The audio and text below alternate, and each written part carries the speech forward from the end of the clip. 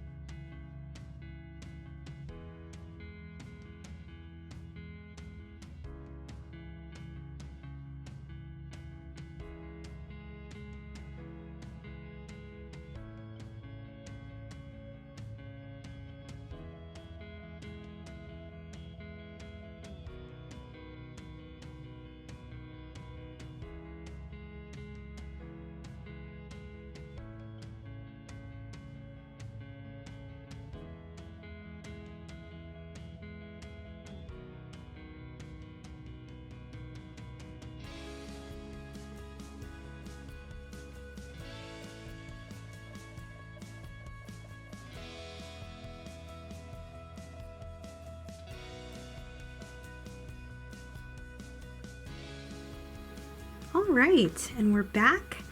I've mixed the 5 colors I was talking about that generally cover a lot of the colors that we see in the apples. But I do want to mention that there will be some colors in here that we might have to create. I like to call them custom colors if they don't come from our list of 5 colors here. And that's just because there is a lot of very subtle variation in any photograph that you take or work from.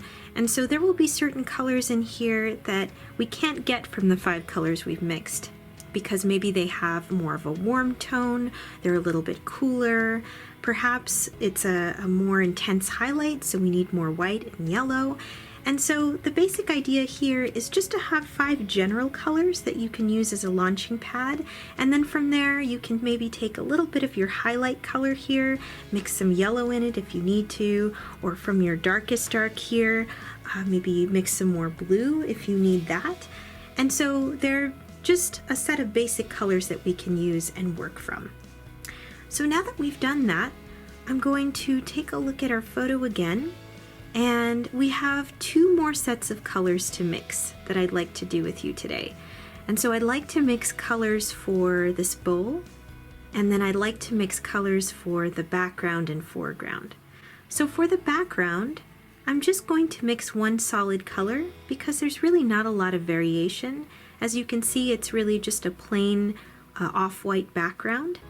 And then for the bottom here, we have maybe about 2 colors. 1 for the shadows, and then 1 for the highlights, maybe even 3, 1 for the very dark shadows. It is ultimately up to you how many colors you'd like to mix. You can mix way more or way less and just work from the general set of colors you have. So let's go ahead and start with the bowl.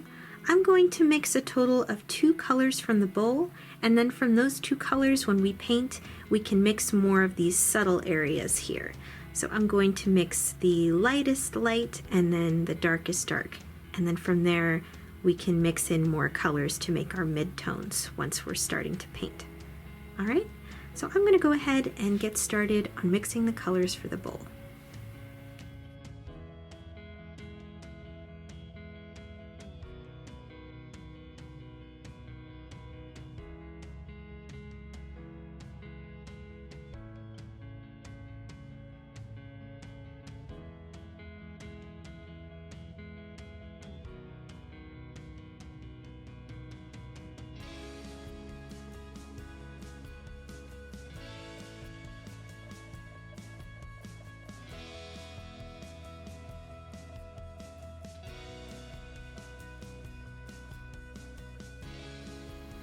All right, so I've mixed 2 colors for the bowl, one that indicates our lightest highlights right here, and the other that indicates our darkest shadows.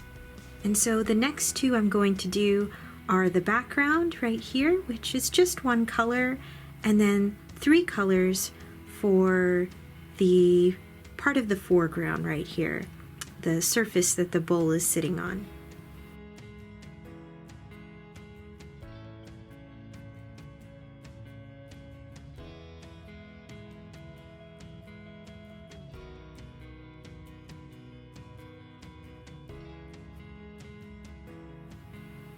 Okay, so I finished mixing my colors, and on the first row we have the colors, generally the colors we need for the apples, and on the second row we have the colors we need for that red bowl.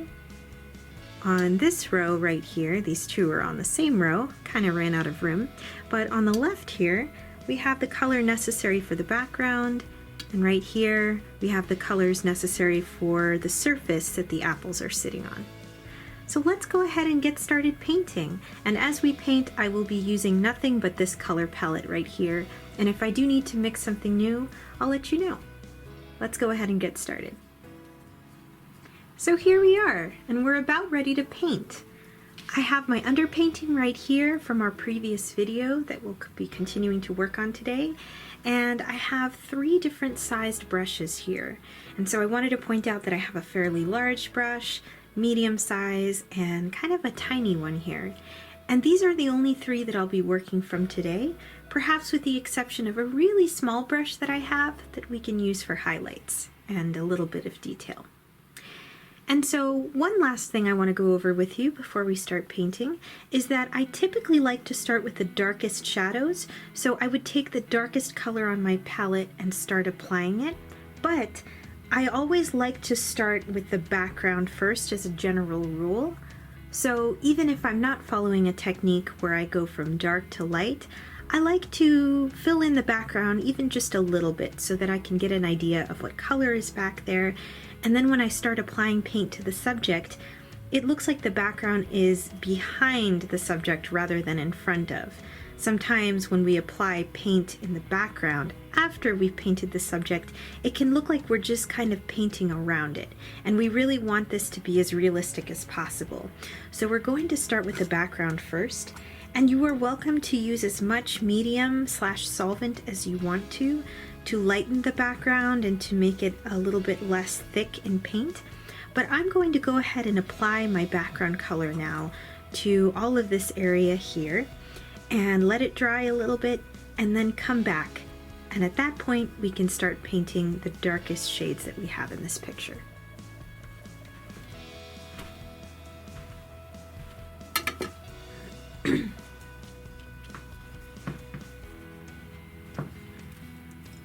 So I'm going to dip my brush in a little bit of my solvent, and I'm going to grab some of our really light background color here.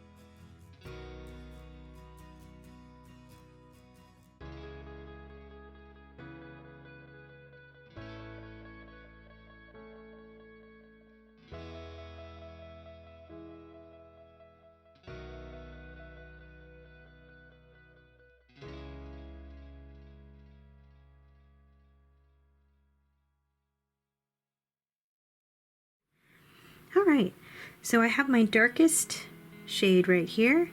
And I'm going to go ahead and start really studying the photograph now. I want to try my best not to guess too much as to where things are. I want to really look at my reference and see what it's telling me. So my reference is telling me that the darkest color on the apples is mainly right in this area.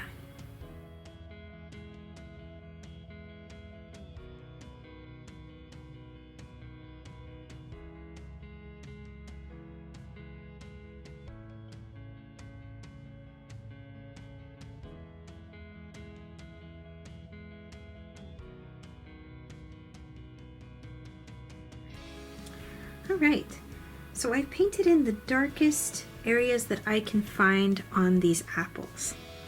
The next thing I want to do is paint the darkest areas that I can find underneath the bowl. So let's go ahead and take our darkest shadow color for the bowl and let's paint those shadows that we're seeing.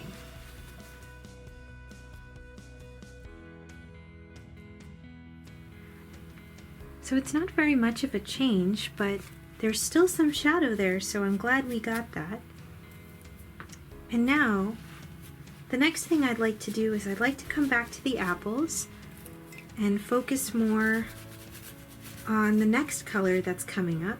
So in the line of colors, we have from darkest to lightest, we have our darkest shadow, and then our second darkest shadow.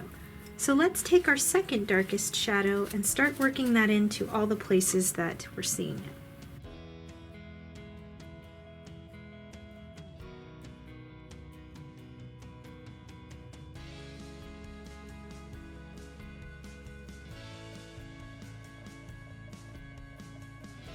So now I feel like I am ready to move on to our real midtones. And that would be our color in the very center. So remember, we mixed 5 colors. We're going to now start painting with that red in the very middle.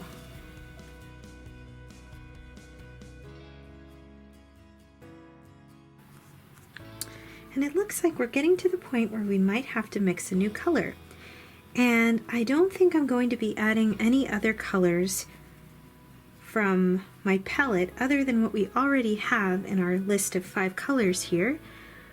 So I think what needs to happen is I think I need to mix a color that's between my second to darkest shadow and my midtone.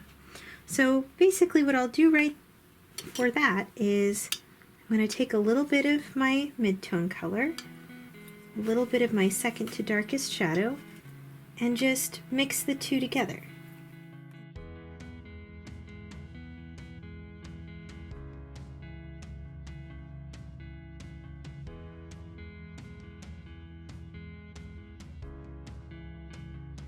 The next thing I'll work on incorporating is I'm going to move up and start applying some color from my second to lightest color. So now we are on the right side of our palette, choosing our lightest, or our second to lightest color, our pink color here.